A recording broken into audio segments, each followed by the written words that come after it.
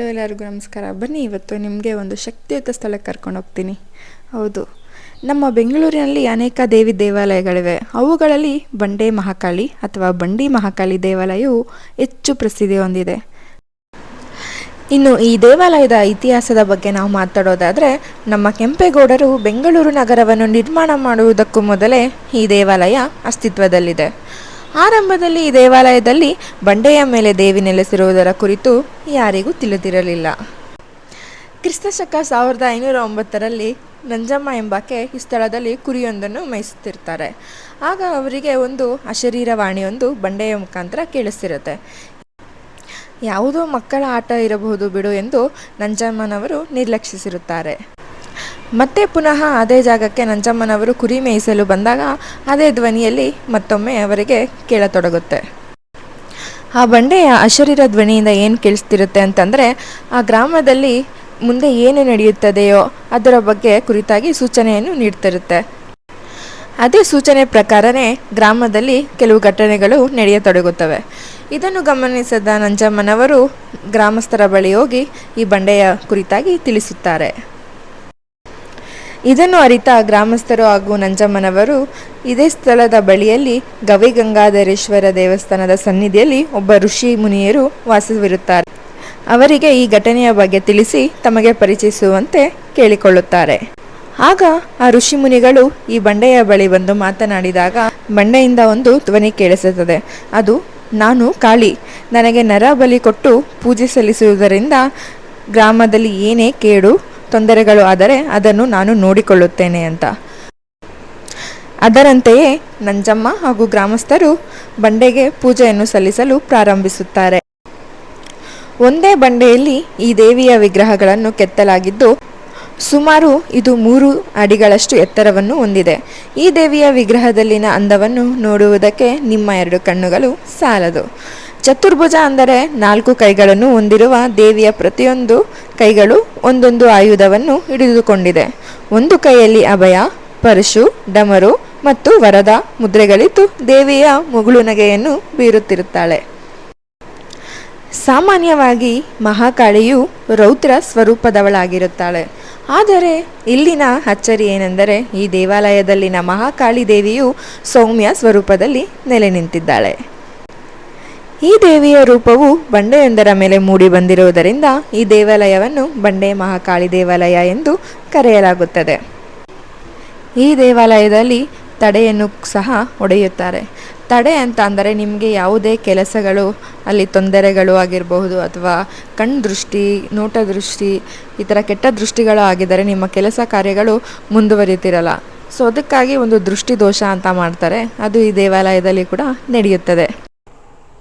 ತಡೆ ಹೊಡೆಯುವುದು ಅಂತ ಅಂದರೆ ನಮ್ಮ ಕೆಲಸ ಕಾರ್ಪಣ್ಯಗಳಲ್ಲಿ ಏನಾದರೂ ತೊಂದರೆ ಅಥವಾ ಅಡೆತಡೆಗಳು ಕಂಡು ಬಂದರೆ ಅದಕ್ಕೆ ತಡೆ ಹೊಡೆಸುವುದು ಅಂತ ಹೇಳ್ತಾರೆ. ನಮಗೆ ಯಾವುದೇ ಕೆಟ್ಟ ಕಣ್ಣುಗಳ ದೃಷ್ಟಿ ದೋಷ ಅಥವಾ ದಾಟು ಈ ಥರ ಏನೇ ಆಗಿದ್ರೂ ಇಲ್ಲಿ ತಡೆ ಓಡಿಸ್ಕೊಳ್ಬಹುದು. ತಡೆ ಓಡಿಸ್ಕೊಳ್ಳೋದಕ್ಕೆ ಇಲ್ಲಿ ಕೇವಲ 100 ರೂಪಾಯಿ ಮಾತ್ರ ಆಗುತ್ತೆ. ತಡೆ ಹೊಡೆಯುವ ಸಾಮಗ್ರಿಗಳು ಕೂಡ ಇಲ್ಲೇ ದೊರೆಯುತ್ತದೆ. ಅವು ಏನಂದರೆ, ಈಗ 5 ನಿಂಬೆಹಣ್ಣುಗಳು, 1 ಮೊಟ್ಟೆ, ವಿಭೂತಿ, ಇದೇ ಥರ ಸಾಮಾನುಗಳು ಅದರಲ್ಲಿ ಇರುತ್ತೆ. ತಡೆ ಓಡಿಸುವುದರಿಂದ ನಮಗೆ ಕೆಟ್ಟ ದೃಷ್ಟಿ ಏನೇ ಆಗಿದ್ರೂ ಕಮ್ಮಿ ಆಗುತ್ತೆ ಅನ್ನೋದು ನಂಬಿಕೆ. ಹಾಗೂ ದೇವಿಯ ಮುಂದೆ ಇರುವಂತಹ ಕಪ್ಪು ಬೊಟ್ಟನ್ನು ಸಹ ನಮ್ಮ ಹಣೆಗೆ ಇಡುತ್ತಾರೆ. ಯಾಕೆ ಅಂತಂದರೆ ಕಪ್ಪು ಅಂದರೆ ಎಲ್ಲರಿಗೂ ತಿಳಿದಿರುತ್ತದೆ, ಅದು ದೃಷ್ಟಿ ನಿವಾರಣೆಗಾಗಿ.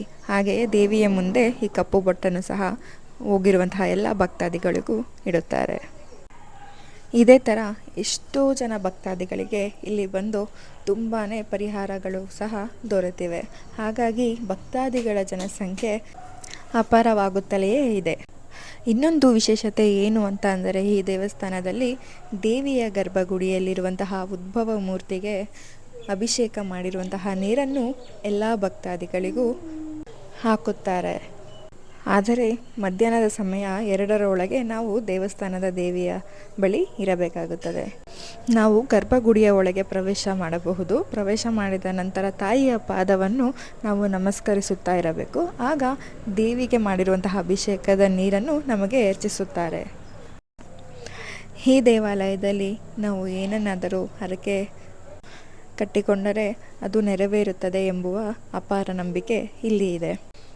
ಅದಕ್ಕಾಗಿ ಎಷ್ಟೋ ಹೆಣ್ಣು ಮಕ್ಕಳು ಹಾಗೂ ಗಂಡು ಮಕ್ಕಳು ಸಹ ನಿಂಬೆಹಣ್ಣಿನ ದೀಪವನ್ನು ತಾಯಿಗೆ ಇಷ್ಟು ವಾರ ಬೆಳಗುತ್ತೀನಿ ಅಂತ ಹರಕೆ ಕಟ್ಟಿಕೊಂಡು ಬೆಳಗುತ್ತಾ ಬರುತ್ತಾರೆ. ಬೆಲ್ಲದಚ್ಚಿನ ದೀಪ, ತಂಬಿಟ್ಟಿನ ಆರತಿ, ಹೀಗೆ ಹಲವಾರು ಆರತಿಗಳನ್ನು ಸಹ ತಾಯಿಗೆ ಬೆಳಗುತ್ತಾರೆ.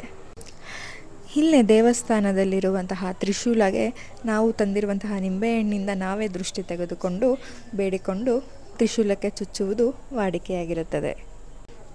ಇದರಿಂದ ನಮಗೆ ಯಾವುದೇ ದೃಷ್ಟಿಯಾಗಿದ್ದರೂ ತಾಯಿ ನೋಡಿಕೊಳ್ಳುತ್ತಾಳೆ ಎನ್ನುವ ನಂಬಿಕೆ ಇಲ್ಲಿದೆ. ಹಾಗೂ ಇಲ್ಲಿ ದೇವಿಯ ಉತ್ಸವ ಮೂರ್ತಿ ಕೂಡ ಇದೆ. ಈ ಉತ್ಸವ ಮೂರ್ತಿಯನ್ನು ಬೇರೆ ಬೇರೆ ಊರುಗಳಿಗೆ ಸಹ ಕರೆದುಕೊಂಡು ಹೋಗುತ್ತಾರೆ ಹಾಗೂ ಪೂಜೆಯನ್ನು ಸಲ್ಲಿಸುತ್ತಾರೆ. ಹಾಗೂ ಈ ಬಂಡೆ ಮಹಾಕಾಳಿ ದೇವಸ್ಥಾನದಲ್ಲಿ ಕೇವಲ ಬಂಡೆ ಮಹಾಕಾಳಿ ದೇವಿಯು ಮಾತ್ರ ನೆಲೆಸಿಲ್ಲ. ಈ ದೇವಸ್ಥಾನದಲ್ಲಿ ನೀವು ನೋಡಬಹುದು ಗಣೇಶ ಸ್ವಾಮಿ ಹಾಗೂ ಸುಬ್ರಹ್ಮಣ್ಯ ಸ್ವಾಮಿ, ನಾಡಮಾರಮ್ಮ, ಕರಿಮಾರಿಯಮ್ಮ, ಮುನೇಶ್ವರ ಸ್ವಾಮಿ, ಸಾಯಿಬಾಬಾ, ಹೀಗೆ ದೇವಾನುದೇವತೆಗಳನ್ನು ಸಹ ನೀವು ಇಲ್ಲಿ ನೋಡಬಹುದು. ಈ ದೇವಾಲಯದಲ್ಲಿ ಹೆಚ್ಚಿನ ಸಂಖ್ಯೆಯ ಸಿನಿಮಾ ರಂಗದವರಾಗಿರಬಹುದು, ರಾಜಕಾರಣಿಯ ವ್ಯಕ್ತಿಗಳಾಗಿರಬಹುದು ಆಗಾಗ ಭೇಟಿಯನ್ನು ನೀಡುತ್ತಿರುತ್ತಾರೆ. ನೀವು ದೇವಸ್ಥಾನಕ್ಕೆ ಭೇಟಿಯನ್ನು ನೀಡಿದಾಗ ಅಲ್ಲೇ ಅಂಟಿಸಿರುವಂತಹ ಭಾವಚಿತ್ರಗಳನ್ನು ಸಹ ನೋಡಬಹುದು. ಯಾರ್ಯಾರು ಬಂದಿದ್ದಾರೆ ಎನ್ನುವುದು ನಿಮಗೆ ತಿಳಿದು ಬರುತ್ತದೆ. ಇತ್ತೀಚೆಗೆ ಎಷ್ಟೋ ಸಿನಿಮಾಗಳ ಮುಹೂರ್ತವೂ ಸಹ ಬಂಡೆ ಮಹಾಕಾಳಿ ದೇವಸ್ಥಾನದಲ್ಲಿ ಲಾಂಚ್ ಮಾಡುತ್ತಾರೆ. ತುಂಬ ಜನಗಳಿಗೆ ಇಲ್ಲಿ ಬಂದು ಅವರ ಕಷ್ಟಗಳಿಗೆ ಒಳಿತನ್ನು ಕಂಡುಕೊಂಡಿದ್ದಾರೆ. ಹಾಗಾಗಿ ಜನಗಳ ಸಂಖ್ಯೆಯು ದಿನೇ ದಿನಕ್ಕೂ ಏರುತ್ತಲೇ ಬರುತ್ತಿದೆ. ನನ್ನ ಬದುಕಿನಲ್ಲಿಯೂ ಸಹ ಹೀಗೆ ಅನೇಕ ಪವಾಡಗಳು ನಂಬಿದೆ. ಹಾಗಾಗಿ ನಾನು ಈ ತಾಯಿಯನ್ನು ದೃಢವಾಗಿ ನಂಬಿದ್ದೇನೆ. ನನಗಷ್ಟೇ ಅಲ್ಲ, ನನ್ನ ತಾಯಿಗೂ ಸಹ ಒಂದು ಪವಾಡವೇ ನಡೆದಿದೆ ಅಂದರೆ ಖಂಡಿತ ತಪ್ಪಾಗಲಾರದು. ಹಾಗಾಗಿ ನಾವು ಆ ತಾಯಿಯನ್ನು ಎಂದಿಗೂ ನಂಬುವುದನ್ನು ಬಿಡುವುದಿಲ್ಲ. ಆ ತಾಯಿಯೂ ಅಷ್ಟೇ ನಮ್ಮ ಕಷ್ಟಕ್ಕೆ ಎಂದಿಗೂ ಇರುತ್ತಾಳೆ ಅಂತ ದೃಢವಾಗಿ ನಂಬಿದ್ದೇನೆ. ನೀವು ಸಹ ಇನ್ನೂ ಈ ತಾಯಿಯ ದರ್ಶನ ಪಡೆದಿಲ್ಲ ಅಂದರೆ ಖಂಡಿತ ಒಂದು ಸಲ ಭೇಟಿ ನೀಡಿ. ನಿಮಗೆ ಆ ಅನುಭವ ಆಗುತ್ತದೆ ಹಾಗೂ ನೀವು ಬೇರೆಯವರಿಗೂ ಸಹ ತಿಳಿಸುತ್ತೀರಾ. ಈ ದೇವಿಯ ದೇವಸ್ಥಾನದಲ್ಲಿ ಎಷ್ಟೇ ಜನ ಬಂದರೂ ಪ್ರಸಾದಕ್ಕೇನೂ ಕೊರತೆ ಇಲ್ಲ. ಬಂದ ಭಕ್ತಾದಿಗಳಿಗೆಲ್ಲ ಪ್ರಸಾದವನ್ನು ಕೊಡುತ್ತಾರೆ. ಇಲ್ಲಿಗೆ ನನ್ನ ವಿಡಿಯೋ ಸಹ ಮುಗಿಯುತ್ತಾ ಬಂದಿದೆ. ಕಾಳಿಕೋಟೆ ಪುನರ್ದರ್ಶನ ಎಲ್ಲರಿಗೂ ಪ್ರಾಪ್ತಿರಸ್ತು. ಧನ್ಯವಾದಗಳು.